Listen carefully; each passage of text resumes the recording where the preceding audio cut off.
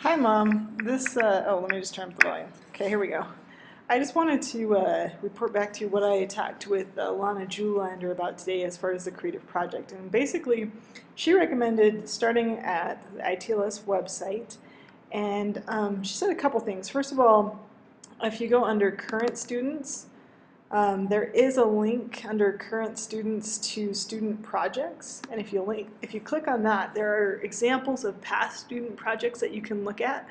A lot of these involve people who've created programs, things like that, but you don't have to feel like you have to create a whole technical program for your creative project in order for it to work. Another useful place to look, actually, she said if you go to academic programs right there, and you go to Master of Science, there's a creative project handbook. I don't know if you already knew about this, but this to me actually helped me to understand, to get a better idea of kind of where they're headed with this. Basically, you select an option that will permit you to demonstrate a broad variety of skills and knowledge developed during the course work phase of your degree program, right? And kind of an overview of all the things that you need are actually back here on page 3. So, oh, sorry, my my laptop does not like PDFs sometimes, so the scrolling is a little whatever. So, okay, here we're looking at your introduction, your problem statement, your purpose and objectives, your review of literature, procedures and methodology. So you're going to be creating paper, and then you're going to be creating the project itself. I think, honestly, for me, based on our conversation, the problem that you're addressing, or one thing that you could address anyway, is this whole idea of how teachers and computer teachers interact to help educate elementary school students.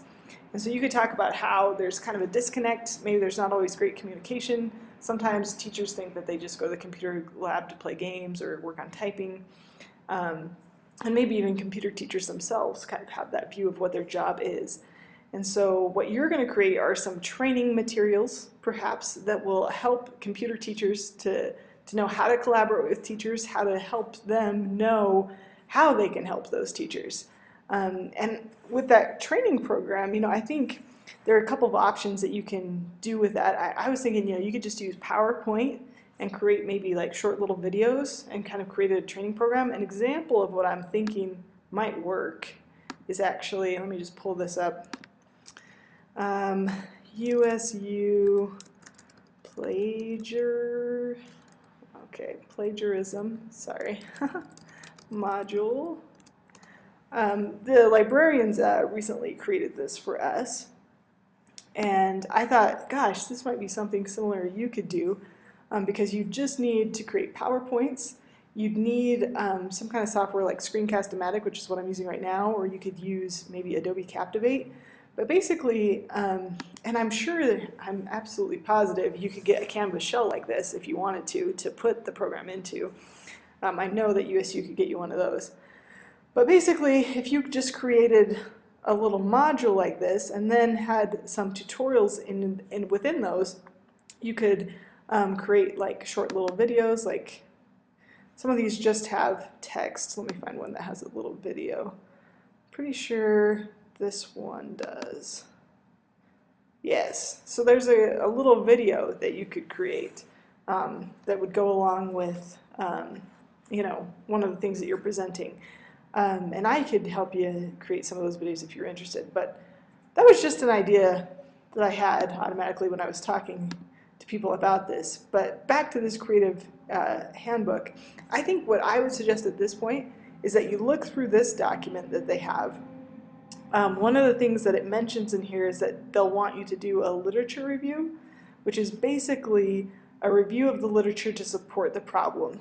So I realize right now you're still in the middle of your semester, but maybe over Christmas break you could start doing some reading of, what's been done in the past, computer teachers, what people have written about their role. You could do some reading on collaboration, on the value of that. You could do some research on the standards in the curriculum that are now, instituted for technology, and how those standards plus core standards can be kind of melded together. I don't know.